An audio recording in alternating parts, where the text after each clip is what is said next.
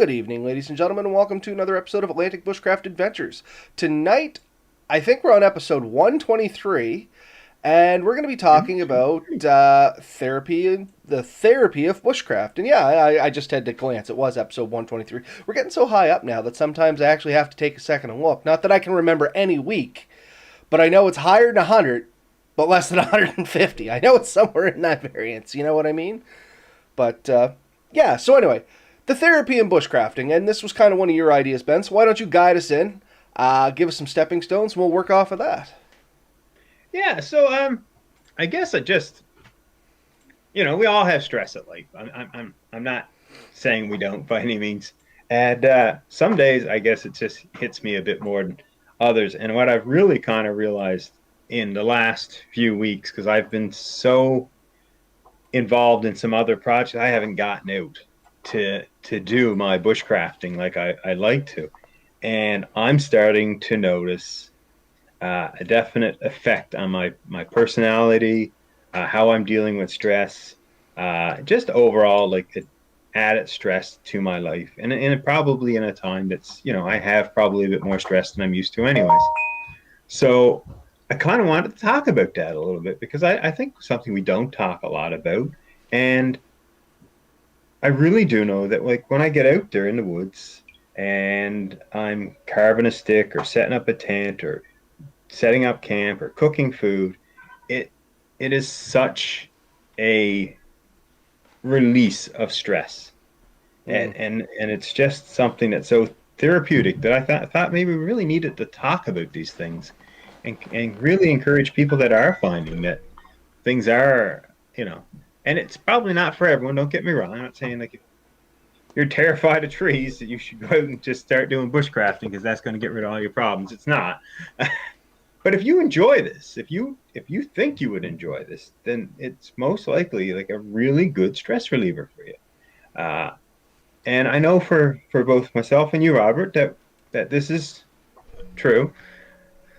Housefly just flew by. Also, um, we've both talked about this in the past. I think it's true for both of us that getting out there is a major stress reliever for us. It's Hmm. it's a way for us. It's a coping mechanism in a way, um, and I think it's worth talking about.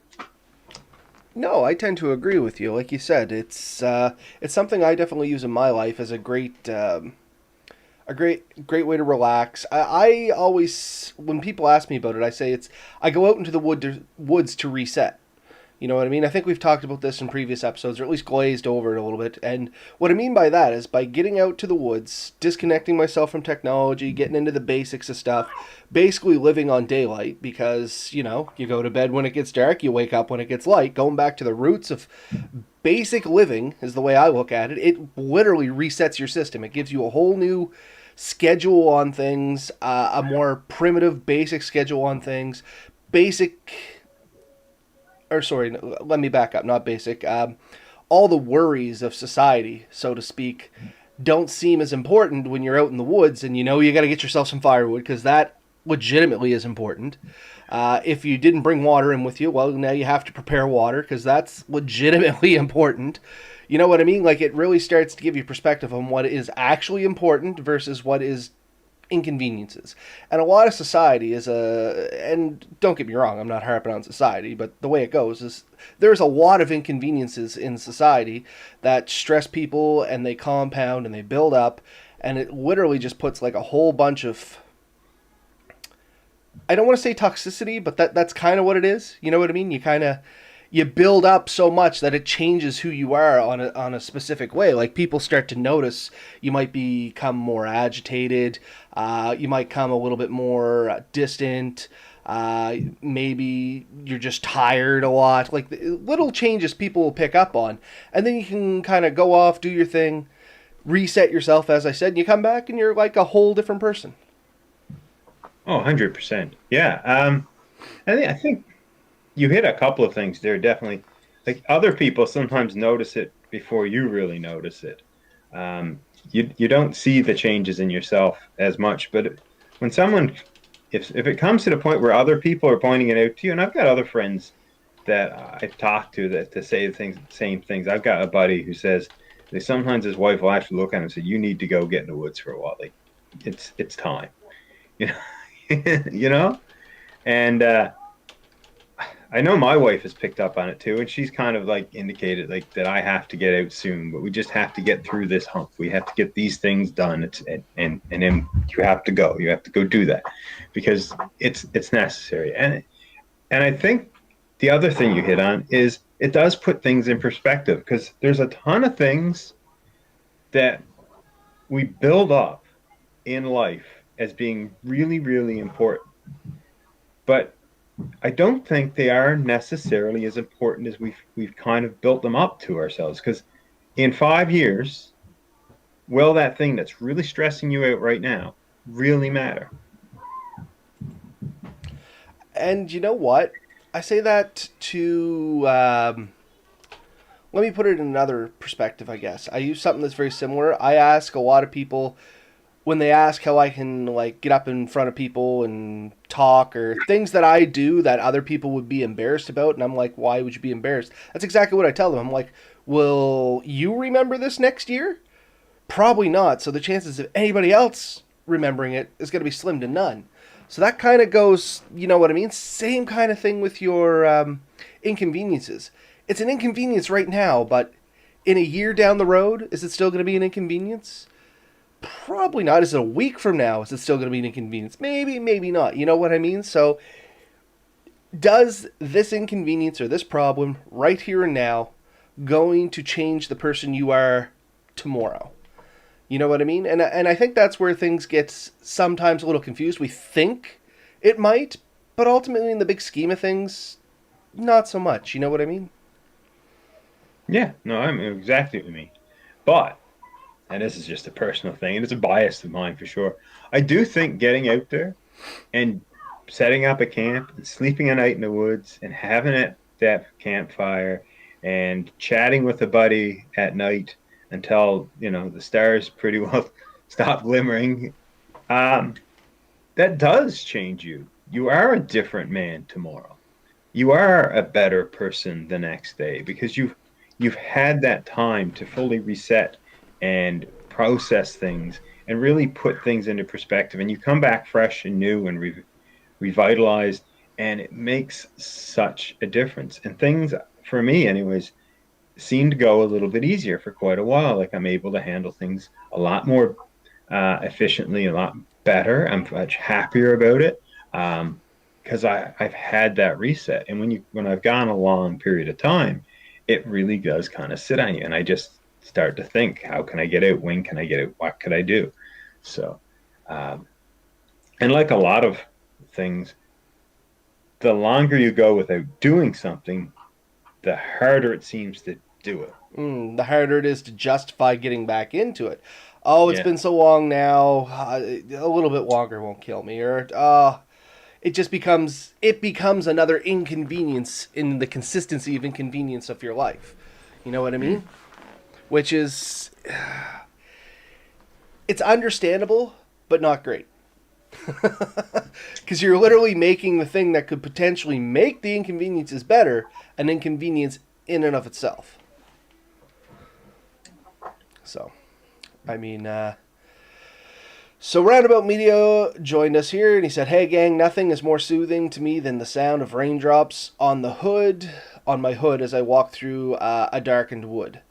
And I mean, there's something so true to that. And one of the comments I replied back was, I love the sound of the rain on the tarp as I'm laying there and I could be like whittling or reading or doing whatever. It's just a super soothing sound. I don't even care if I'm out in the backyard, but in the woods, it's so much more therapeutic. You know what I mean? And the thing is, when you hear the rain on the tarp, you kind of know you don't have to get up. Well, Like, yeah, it's almost like giving you permission to just chill out. just just wait. It's okay. It's raining right now. This is all you need to do. Just chill out.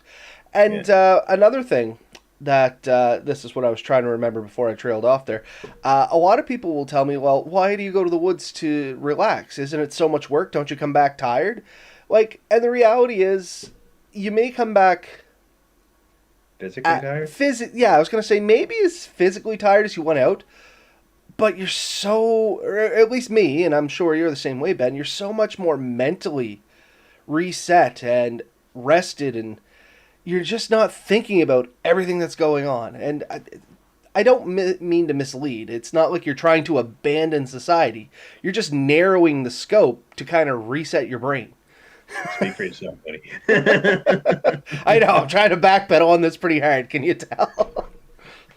But I mean, those who get it, is the way that I can say it. And I think the point of this is that's what we do when we go out. And like Ben said at the start, if you're wondering if you have a kind of inkling in getting out into the woods, go out and experience it for yourself. It's either going to make complete sense to you, or it's at least going to guide you to somewhere that might make complete sense to you. You know what I mean? Either you're going to be like, nope, I hate trees, hate bugs, hate animals, hate rocks, hate dirt, hate everything about it. Well, that's a step forward. You know what I mean? You no longer have to wonder. Or you're going to be like, yeah, okay, the bugs bite and they suck, and sleeping on the ground's not as comfy as my bed, or sleeping in a hammock's not as comfortable as my bed, or whatever. But the majesty of the forest around you and the stillness of like a cool summer breeze. I know that sounds like an oxymoron, but you know what I mean? Like a light breeze. It's just everything kind of stays still, and it makes life so simple. And that's where the reset comes for me. You know what I mean? Very, very compartmentalized needs, not inconveniences, not wants, just needs. I need to eat. I need to make sure I can sleep somewhere, and I need to make sure I have water. And that's it. That's what it boils down to. Everything else is just whatever I want to do in the moment. You know what I mean?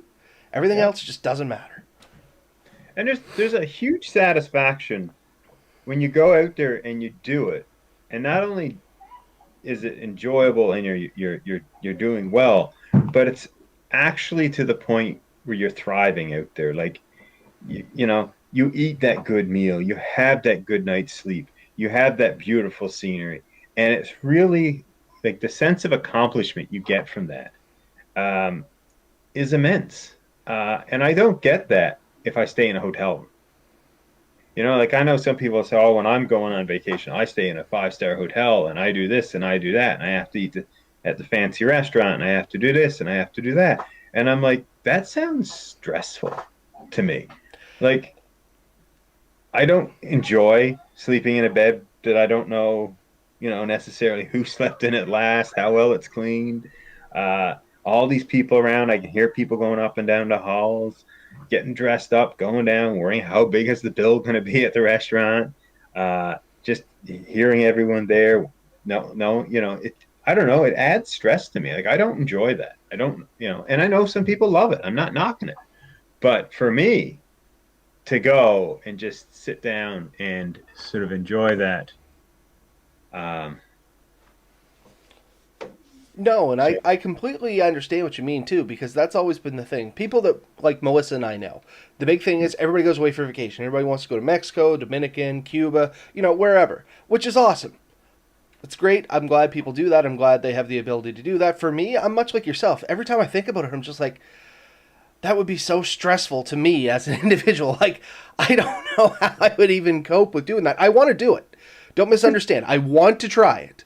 I do too. But it's just every time I think about it, I'm like, oh, geez, it'd be so much easier just to grab a tent and a sleeping bag and wander off into the woods for a week.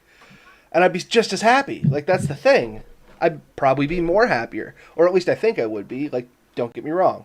Haven't done a lot of traveling where I'm just going out on vacation. I've traveled most in North America, usually work related, you know what I mean? Which is completely Yeah. different than going and just being like, well, I'm here just to be here, which is the reason we go into the woods. So I understand the premise behind this, but it's the big amount of people around me. It's all the I'm not getting rid of the complications, you know what I mean? In my mind, I'm just Yeah. changing the complications or changing the location of the complications. I no longer have to worry about the complications at home. I have to worry about the complications of me and my family being packed up in a country that I'm not familiar with, in a place I'm not familiar with, in a room I'm not familiar with, surrounded by people I'm not familiar with, eating food I'm unsure about, drinking water I don't know if it's going to kill me. Like, you know what I mean? I do. I so much do. And it hits so home for me because I have the same thing. Like, I have traveled a little bit, not as much even probably as you have, but I have been out of the country. I have stayed in hotels. I have, visited other places, and it wasn't to me uh, a stress relieving thing because there was always something that I had to worry about. How was I getting from A to B? What was I doing? You know, Unfamiliar everything. Like some people find that exhilarating, and in the right situation, I think it would be. But strangely enough, under the same line, when I think about those trips, the ones that most appeal to me, I'm still taking my hammock, I'm still taking my backpack, I'm still Mm. taking my camping gear. And I'm saying, I want to see a forest I've never seen before. I want to see landscape I've never seen before. I want to try this stuff elsewhere. I'm not overly thrilled about the idea of walking through a city of 500,000 people or 1 million people and dealing with all the little idiosyncrasies that you have to in it. I kind of want to see some new animals. I mean, I, I've said it before. I think I'd love to go to Australia. I don't want to necessarily spend a ton of time in Melbourne or Sydney. I want to go into outback. I want to see kangaroos. I want to see koalas. I want to see you know Well, that different animals. Yeah. that is 100% my belief with Mexico. Mexico has always been the one that comes up. Well, let's go to Mexico. It's fairly inexpensive. It's a great place to start. And I'm like, sure, let's go to Mexico, but let's not go to the resorts. Let's go see Mexico. And everybody's like, no, you can't do that. It's terrible and all of this stuff. And I'm like, well, then why are you going? It's just a hotel. Like, you know what I mean? Go to Halifax. Find a nice hotel and that faces the water. You probably won't notice the difference except for the humidity in the middle of the summer. The other one is people. Well, I go to all inclusive, so I can drink as much as I want. And I'm like, but you just spent like $3,000 or $4,000 to go down there. Like in a week, I can't drink $3,000 or $4,000 worth of alcohol. I don't know if I could drink that in a year, man. Unless it's some real good scotch, like a lot of it, I guess. But Right? Like that doesn't appeal to me. And the fact that if I drank that much, I wouldn't remember a bit of the trip. I'm not sure that appeals to me. But I do remember camping and waking up and seeing the like the mist just rolling off the lake and hearing the loon call out and watching like the spider webs just glistening with mm, the dew sitting on them. And like it's magical to me. Like it is like a beautiful morning in the woods will match any anywhere I've been. Like you know, there are some mornings I can picture, and they're vivid in my head. Like one was in Keji, another was in Newfoundland, where when you woke up, it was just a perfect morning. Morning, like you woke up, you weren't hot, you weren't cold. The air, the sounds, the smells, it was just ideal. And I don't think you can beat that. You can match it, but you never beat it. And I got that in my backyard. It cost me nothing. no, I agree. Like I'm trying to think. It still sticks in my head. A prime example of that for me would have been like the first time that Melissa and I went camping when we were dating. Went with some friends. It was up on Indian Lake, and just that. Woke up a little early.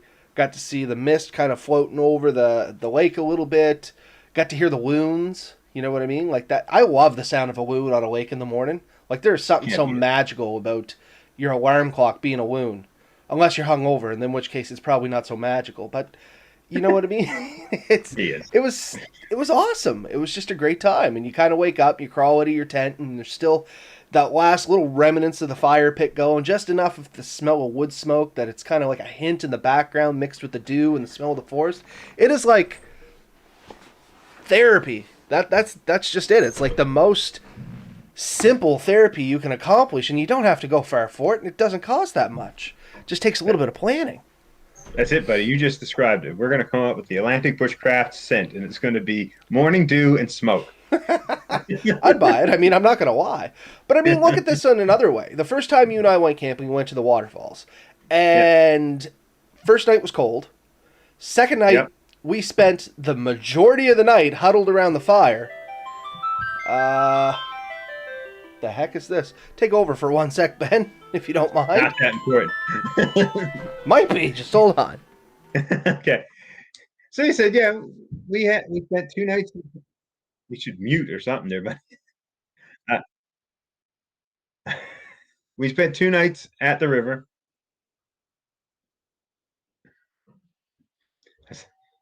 You No didn't idea hear what me. I that said, you was. probably should have hit mute on your mic for that. Oh, I thought I did. Oh well.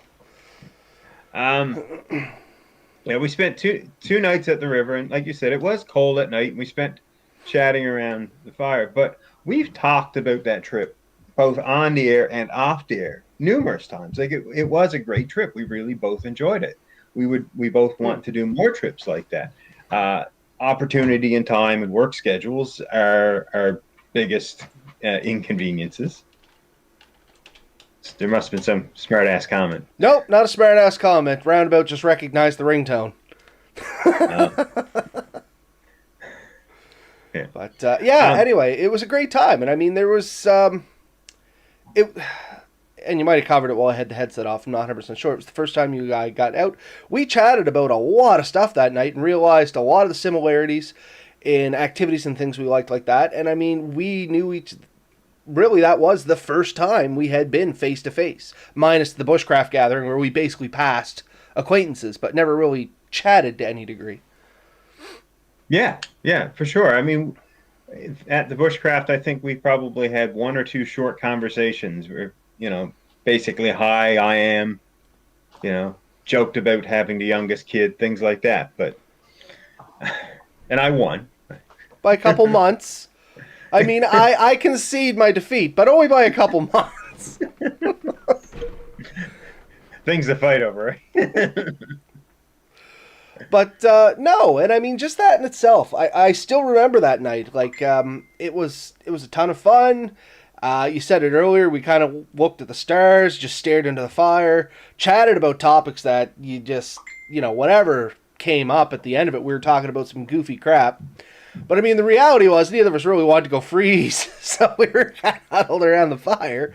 But I mean, that was an adventure in itself, and I still came out of that like physically, yeah, a little tired, sleep deprived, but I mentally I was awesome for weeks after that. You know what I mean? Oh yeah, it really does do you a world of good, and that's kind of like the whole point of this. We're it's and I think the in general, I mean, there was the whole share your steak or show us your steak thing that was on Facebook or YouTube a while ago. We're talking about men's mental health, and it's more than just men's. I think this really does help men for mental health, but there are many women who get the same benefit. My wife included. Like she loves this stuff too. She has seasons that she prefers and seasons where she's kind of drawn the line. Like if there's snow on the ground, she's no go for it. Um, but I'm not even sure I can't convince her yet. Um, As long as it's warm, that's the thing. There's always the fear of being cold. yeah, but it it it isn't. This isn't a sex thing. This is a bushcraft thing, and there are women that do this just as good or better than any man. Um, and I think mental health for men and women is extremely important. I think in general we don't take good enough care of ourselves, and this self care, this time to get out there and sit and be by yourself or be with good friends in a place where you can sort of shed the constant barrage of information and pressures.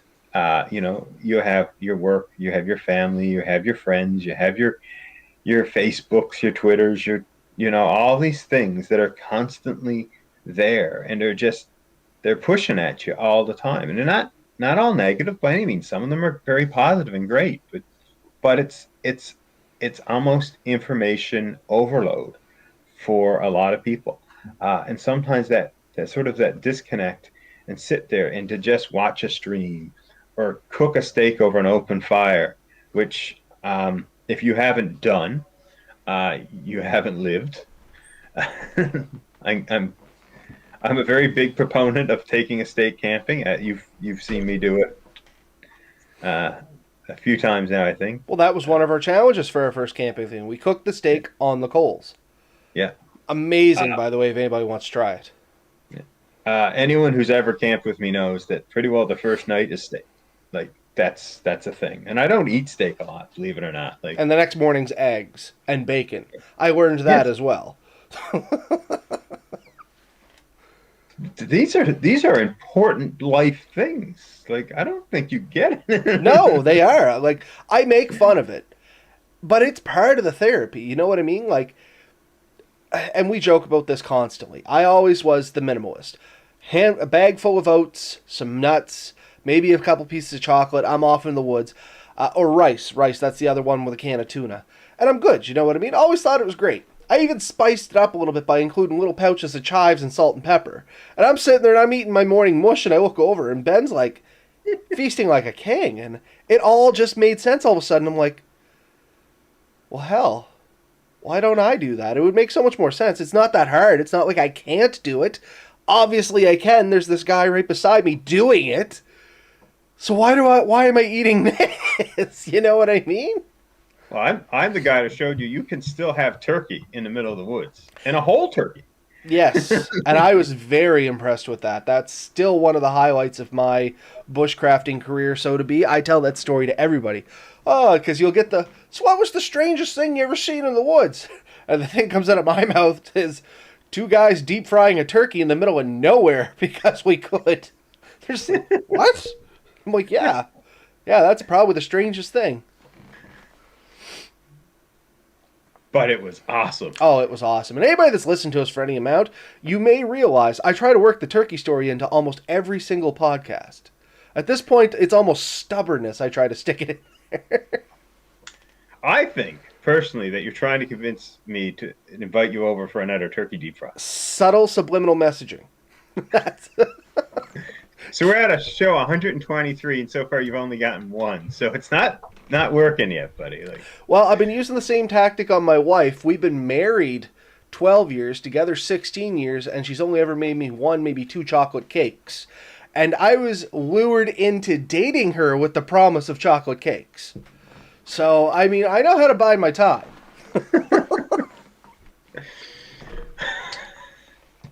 Anyway, I have to deep fry another turkey soon, actually. I'm buying a deep fryer, and that's how I'm doing Thanksgiving. You've sold me. That is the only way to eat turkey. If anybody out there is doubting it, go eat a deep fried turkey. It's the only way to eat turkey. Everyone else is doing it wrong. I've been doing it wrong for years. 36 years I've been doing turkey wrong. Like, anyway, but that was still part of the therapy. You know what I mean?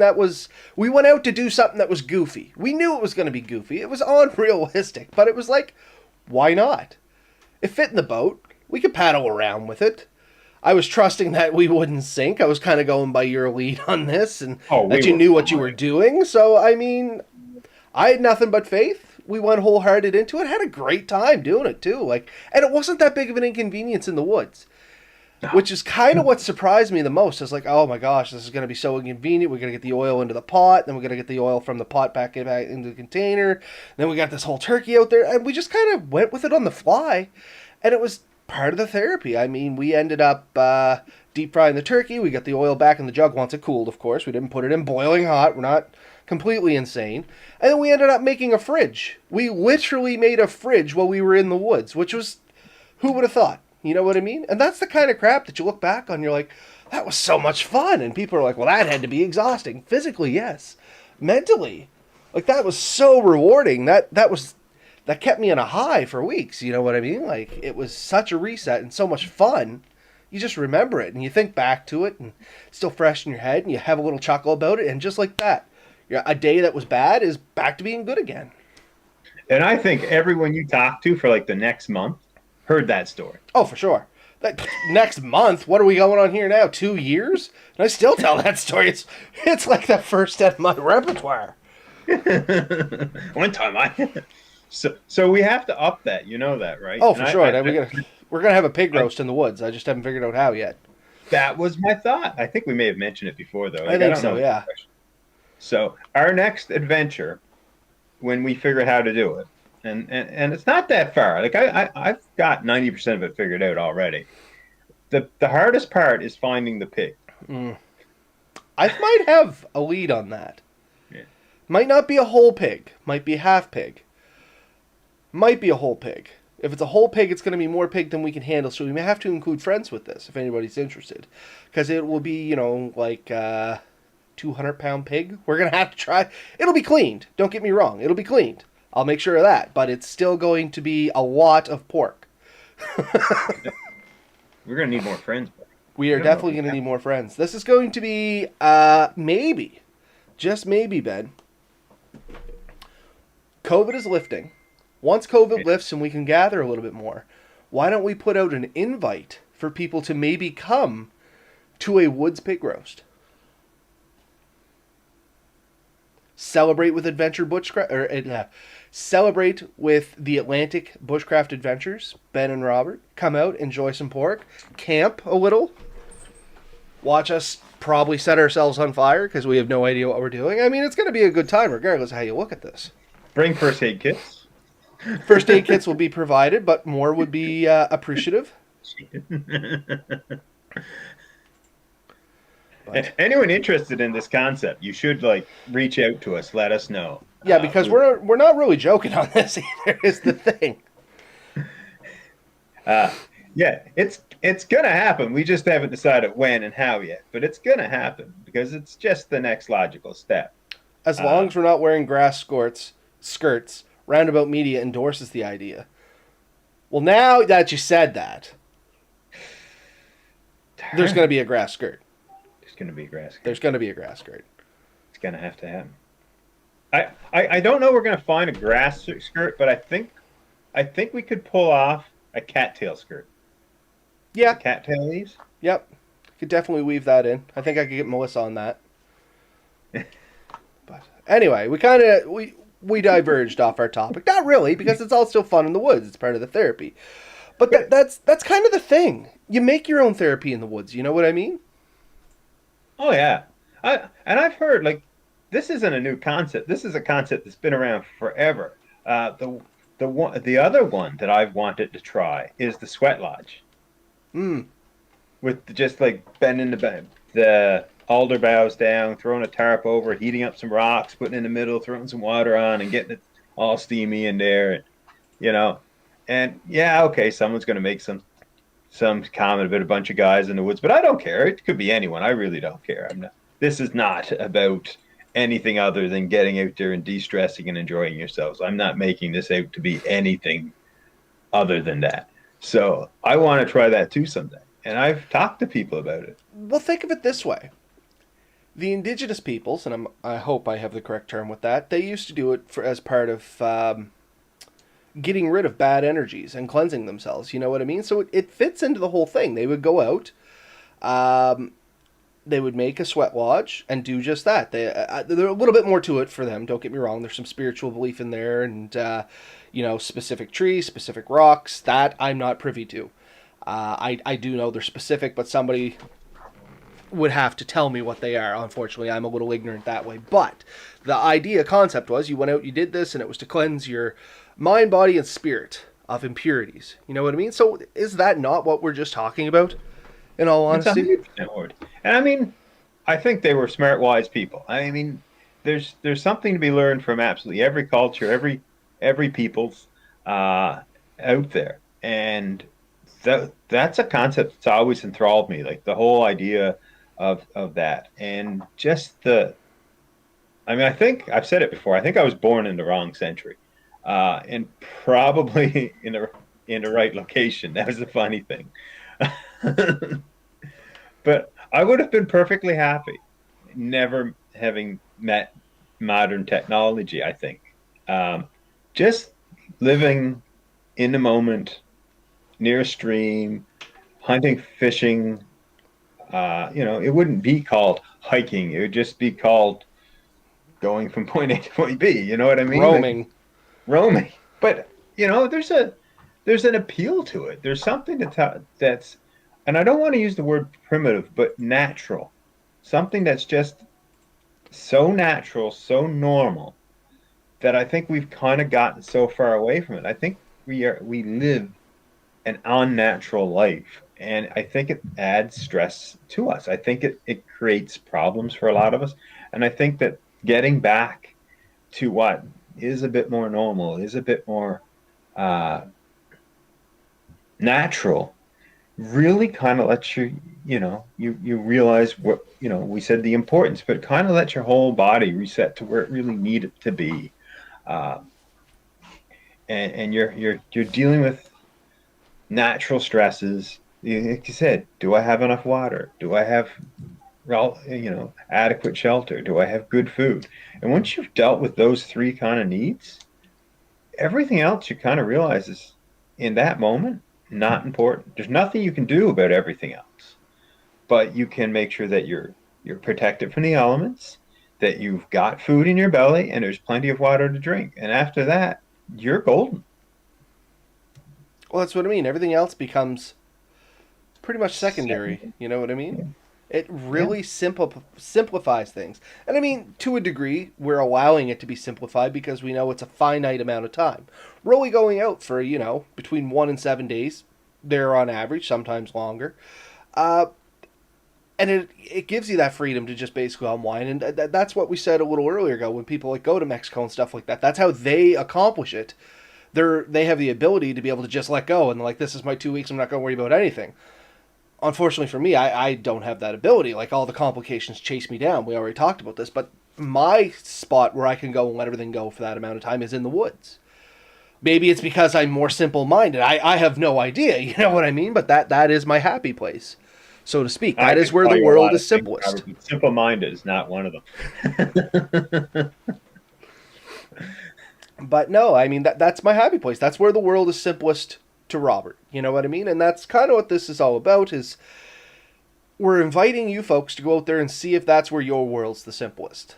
See if that's where you get rid of your stress, if you get rid of your anxiety, if things boil down to a more natural state and things just seem, I don't want to say easier, they seem clearer is the best way to say it, because physically it's probably going to be more demanding than what you do, especially if you do a desk job or something like that. It's probably going to be a lot more physically challenging for you, but the rewards are so much more. You know what I mean? Like, at the end of a day at work, you get to go home and the next day comes and nothing really changed. You know what I mean? It just keeps coming and coming and coming. In the woods, you get out there, you set up your shelter. I mean, you're tired from doing it, but look what you've accomplished. This is where you will sleep tonight. You get your food unpacked and you start cooking something. Well, yeah, I cook at home, but I did this without a stove.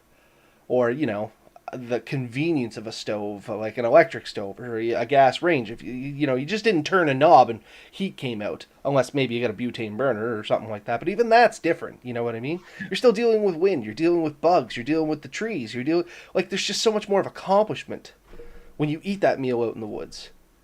And you have that drink of water in the morning where you ran it through a filter system, or maybe you boiled it, or maybe you got adventurous and you want to try collecting dew. Like, it's just so much more rewarding at the end of it. And it's the rewards that I think your brain needs in a life that's so busy.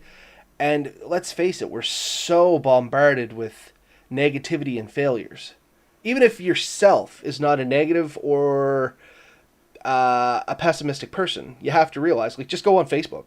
90% of what I see on Facebook is like negativity. You know what I mean? Be it to whatever. It's, Yeah. Person A screwed over person B, or COVID's the most worst thing on the planet, or there's, 5 more children missing. It's just depressing, negative stuff, which, don't get me wrong, it deserves to be out there. That's a thing, but it's just so much negativity. You turn on the TV to watch the news. Granted, here in Nova Scotia, you know, we tend to have milder news than you would get maybe New York City, but you still get your fair share of negativity. And you go to work and, oh, everybody's like, I hate my job, I don't want to be here, and blah, blah, blah, blah, blah. I mean, even if they're saying it and joking, it slowly wears on you. It slowly chips away at you. It slowly whittles you down to where you're so thin you're going to break. And you kind of got to get back out there and regrow yourself, if that makes, you know what I mean?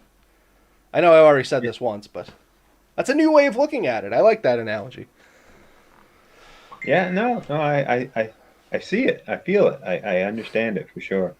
Um, I really am looking forward to my next trip, and it's coming soon. Like we have a date set, and I finally have, my some of my big projects, like the goals are now obtainable, and it's great for me because I've had goals that seem so unobtainable and so hard to reach these final goals, and there were so many roadblocks coming up, and I can finally see it, and I'm looking at it, and I'm like, once I do this, I can do this. I can take my kayak and throw on top of my vehicle, and I can toss it in the lake, and I can paddle out to an island or a beach or somewhere, and I can set up my hammock and I can have my fire and I can chat with friends, and there's nothing else that's going to matter but the moment and living in the moment and not living everywhere, because that's what we do. We spread ourselves so thin nowadays that when you get there, you're not spread thin. You're in one place at one time, and that's the only place you are, and it's awesome. Hmm. And I highly recommend turn the phone off, shut the data off, don't check your Facebook. If you have to go on Facebook, this is what you do. You take beautiful pictures of where you're to, you post them, and then you ignore everyone else. Don't read anyone else. Read Just the comments let when you them get back. let them get jealous that you have an awesome fire with a sunset behind you and a steak frying on top of it. Trust me. Anyone who knows what they're doing is jealous as hell. And I mean, don't get me wrong. You don't have to go out there and do this on your own. Take the family. Highly encourage you to take the family. Like Ben said, his wife loves it. Melissa loves it. I'm trying to get Lily into going into the outdoors now, and she's enjoying it. Yes, there's some extra work in taking young children into the woods. There's extra work in taking people that aren't as experienced as you into the woods. But once again, the rewards are so much sweeter at the end of it. You know what I mean? You help somebody accomplish something they didn't think they could do on their own, or you get to see your kid do something for the first time in their life that they may never get the opportunity to do again. Because I mean, in our instance, for Ben and I, like when I'm dead, I don't know if anybody will ever take Lily out into the woods. Hopefully, she develops enough of interest in it while I'm alive that she continues to do that. But the reality is, if I didn't introduce it to her now, would she have ever done it? You know what I mean? She never would have had the chance to try and make a fire pit and make some sort of, crappy little shelter that she's super proud of and gets better at every time she goes out, or just to go swimming in a waterfall. You know what I mean? Like Oh simple yeah. things can mean big moments in your memories. One of my first trips with my daughters, like kayaking and stuff, we literally, like, one of them I think had to go on the kayak with us. The other one we towed on a smaller kayak out. We went to Keji and we went out to one of the islands and we stayed on it. It wasn't that far. You could see basically where we went in onto the lake from the campsite we were in. But it was awesome. We were out there and we were playing on the island, and we canoed around the island and stuff, and there was frogs everywhere. And we picked up one of these frogs, and one jumped off my hand right into my middle daughter's face. I think my youngest daughter was she was there, but not. She was still in Missy. So she was. We were pregnant with our third, and the middle daughter got this frog that landed on her face, and we're like, "Oh my goodness, she's going to be traumatized." And she was like, "He kissed me," and it was a great memory. We think about it often. Like it was just a great little trip. Like, these type of trips, you know, you remember them for years, because it is important. It is something that means a lot. And you know, I remember some of the earliest camp trips I ever had, and I have very little memories from those times. But I do remember one of the first camping trips my parents took me on that I can remember. That the bumper literally fell off the vehicle we were driving, so the trailer got set up where it broke. Like that's where we had to stop because we couldn't go anywhere. Well, guess this is campsite A. Yeah. But no, I Uh, mean, it's all an adventure. You're right. and we just made the best of it because what else could you do? And you know, I think that's what makes you a better person too, is when you have those upsets, those things that go wrong, and you just deal with them and realize it didn't matter. Like, yeah, we were gonna camp maybe a few kilometers further, but in the end, we had a great trip. So did it matter? Did we need to go further? No, we were perfectly fine. And there's kind of a deep sense of accomplishment, and I guess before I move on to that, Roundabout Media here, he's got a saw blade. Let's see. I'm looking at a saw blade I bought a week ago to try and make my first buck saw, and he was saying that, sense of accomplishment. I said it's a super rewarding project, and that's the thing. You'll begin to learn you're capable of so much more than you give yourself credit for, and maybe I'm wrong, but I attest a lot of that to the negativity in everyday life. There's so many sources bombarding us, telling us we can't, that we forget we actually can. You know what I mean? Like, look at, let's pick some classic ones. Magazines that picture men and women in body types that might not be achievable to some of us. You know what I mean? Like these, Barbie, for instance, for women, He-Man for men. Like, you know what I mean? And I'm just picking the top contenders of these, the easiest to attack because they're everywhere and everybody's familiar with them. But I mean, those are just little examples. Like, you get that kind of subliminal stuff being thrown at you all the time. Even if it's not directly saying, you will never be this unless you do blah, blah, blah, blah, blah, blah, blah, right? It's always there in subtle advertising and stuff like that. And I think it wears people down to the point where they become a little bit complacent. And I'm not trying to preach conspiracy theory here. Don't misunderstand. I think it's legitimately just wears people down and they get complacent with the minimum of what they're accomplishing. And we're all guilty for it at some point. You know what I mean? You fall into a groove, you're just getting day to day, you're just getting through, you're just happy to accomplish the day. And you don't realize that you're capable of so much more when you allow yourself to be. Such with the bucksaw there. When you go out and you realize, yeah, you can make a primitive bucksaw with nothing more than the blade. And out of that bucksaw, you can now build yourself a shelter. Now that you got the shelter, you have a place to stay. You can sustain yourself. Now you can stay dry. You have the potential to stay warm. Now that you're warm and dry and you have a bucksaw, you can fashion other tools to potentially hunt and gather stuff. And now all of a sudden, off of one project, it's just cascading to where ideally you're in a thriving environment. You know what I mean? And each little thing you bring in with you just makes that so much more realistic. And then you kind of kick back at night when it's dark and maybe it's raining a little, or you're just watching the stars, or you're staring into the fire, and you go like, look at everything I've accomplished right now. Just in this little bit of time and this little piece of land with just me and maybe my friends and family and stuff like that, just in my small little bubble, look what I have accomplished. This is a testament to what I am capable of. Which sounds high and mighty, but it's really not. You have to take a step back and allow yourself to appreciate stuff like that. Well, yeah, I think you've hit it very clearly on the head. And the fact is, we are all amazing people, and we don't tell each other this as much as we probably should. But we are amazing people, and the things that any one of us is capable of is mind-boggling. And the saddest thing, really, is that so many people never realize their potential because they never really test themselves. And oftentimes it's because they've never had to or never put themselves in a position to do it. But I think we talked about it might have been even the last show where I said, like, they say when you think you can't possibly go any further, you're only about half as far as you could go. But you kind of hit on it a bit more. Like, you can do so much more than you think. And the negativities that we've been told, that other people have told us, that TV has told us, that magazines have told us, has put us into believing we're not capable when we're so much more capable. And we can only understand that and truly believe it in ourselves when we try. And the thing we have to learn is every failure is really a success because you've successfully found a way it doesn't work or a way you can't do it. There's probably 1,000 ways you can't do something, but there's 100 ways you can. And yes, you're going to hit more negatives than positives if you're randomly coming at it. But every time you succeed, you learn something, and that learning means the next time you try something, you don't have to try quite as hard because you can use the knowledge that you've learned on the previous failures to avoid some of them. I mean, some of the greatest inventions of humankind were by accident, by trying to do something else and getting it wrong. Yeah, Penicillin.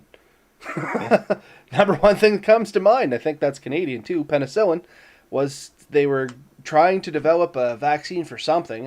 Maybe it was polio. I have no idea. This is my high school history coming back, and I am going to butcher it. But I do know they were looking for something, and some bread mold blew into the petri dish.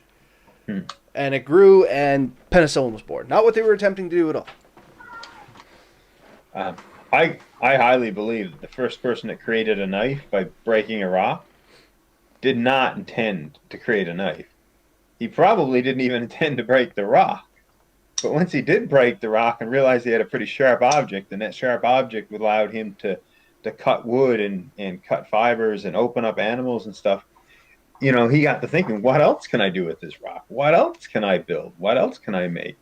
Uh, and it grows exponentially. The technology has grown exponentially in the last 50 years. You know, in the 70s, early 70s, a home personal computer was basically something that we couldn't even fathom. By 2021, everyone I know has a cell phone that's more powerful than any computer that I seen in the 80s or 90s. This has more technology and is more powerful than what landed us on the moon.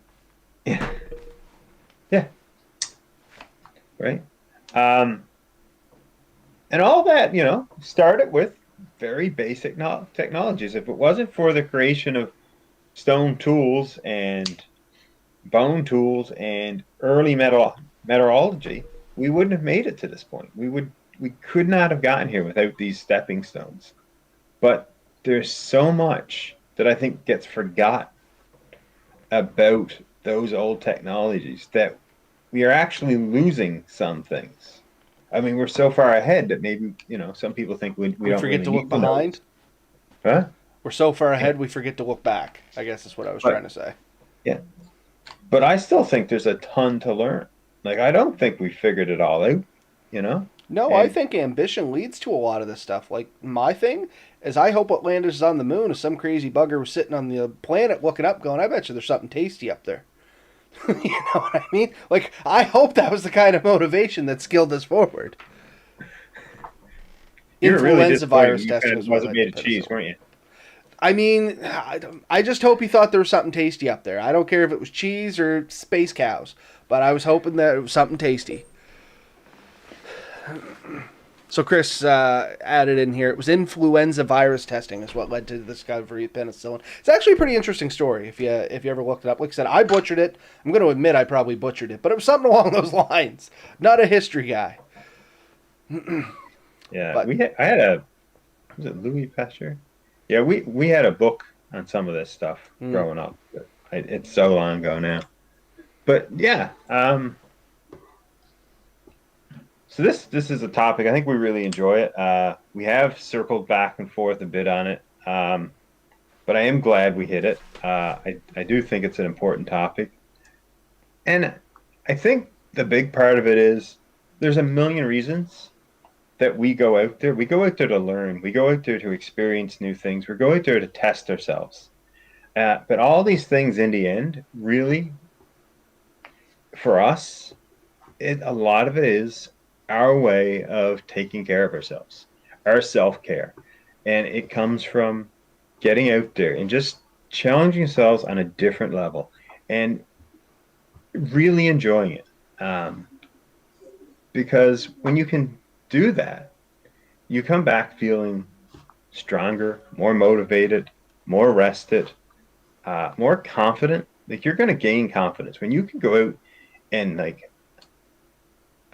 got a buddy who goes out in storms, because that's his thing. Go camping in a storm. He sees a storm, he's running out. And if you can go out and stay, dry and comfortable in a hurricane force winds and heavy rains, you come back, you feel invincible. mm. You do though. Like, Oh no, it's for sure. Just going out and staying in the woods and giving up the luxury of your stuff makes you feel great. So yeah. actually conquering or at least challenging a force of nature, I could see would totally do that. But I guess key concept for me from this whole topic tonight and talking to you folks out there is find your therapy. If it's bushcraft, great. If it's not, find your therapy. Find what resets you. Maybe it's sports. Maybe it's cross stitching. Maybe it's art. Maybe it's building cars. Maybe it's bushcrafting like us. Maybe it's building models. I don't know what it is for you, but find your therapy. Find where your world becomes simple and learn to treat yourself to it. Because it really will help you and your mental health. And mental health is something that we do not spend enough time improving on ourselves. We always tend to push our own mental health to the side because we're always worried about everything else going on around us. But take this time, step back, treat yourself. And it's not even treating yourself. Heal yourself a little bit. It's going to be better for you. It's going to be better for the people around you. And don't ever let anyone tell you that it's foolish or silly or whatever. Because if you get enjoyment out of it, if it brings you satisfaction and enjoyment and peace of mind, then it's important. It's important to you. There's a ton of things that people get that out of that I don't understand, that I don't, but, I would not take that from anyone. If you find something that brings you that peace, that enjoyment, you grab onto that, because it's important for you. But it's hard to beat, in my opinion. Uh, a beautiful morning or a great sunset or sunrise or catching a fish early in the morning, like all these things. It's you know it's absolutely peaceful. Uh, You know what? That's probably a good place to end the show tonight. yeah, yeah, I think I like those final thoughts, to be honest with you. So why don't we wrap it up there, bud? very good. Unless you had more to say, I just thought that'd be a very poetic place to end. No, I think we can end it there. Like always, get out there, enjoy yourselves. We'll see you next week. Night, everybody. Have a good time. Get out.